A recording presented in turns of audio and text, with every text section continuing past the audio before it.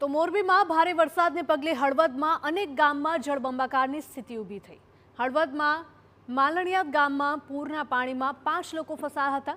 વરસાદી પાણીમાં ફસાયેલા લોકો સાથે કલેક્ટરે ટેલિફોનિક વાતચીત કરી। કલેક્ટરે એનડીઆરએફ અને એસડીઆરએફની ટીમો દ્વારા રેસ્ક્યુ કરવાની આપી હતી ખાતરી। એનડીઆરએફ અને એસડીઆરએફની ટીમો દ્વારા તમામ લોકોને સલામત સ્થળે ખસેડવામાં આવ્યા। હળવદના અલગ અલગ 3 ગામમાંથી 24 લોકોનું રેસ્ક્યુ કરાયું। માલણિયાદમાંથી 5 લોકોનું, સુખપરમાંથી 15 અને ઇંગોરાળામાંથી 7 લોકોનું રેસ્ક્યુ કરવામાં આવ્યું।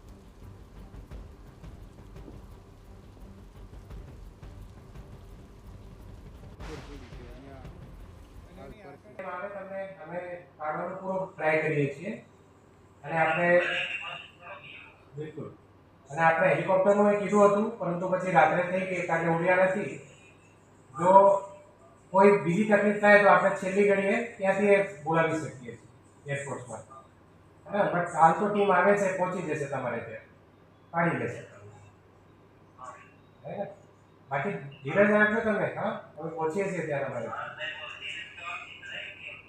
ના ના, બિલકુલ બિલકુલ। અને બીજા કોણ છે આપણે પરિવારમાં? અચ્છા, હા, મજૂરો છે, ઠીક છે, તો અમારી વહેલી તકે પહોંચીએ છીએ તમારે ત્યાં, હે ને?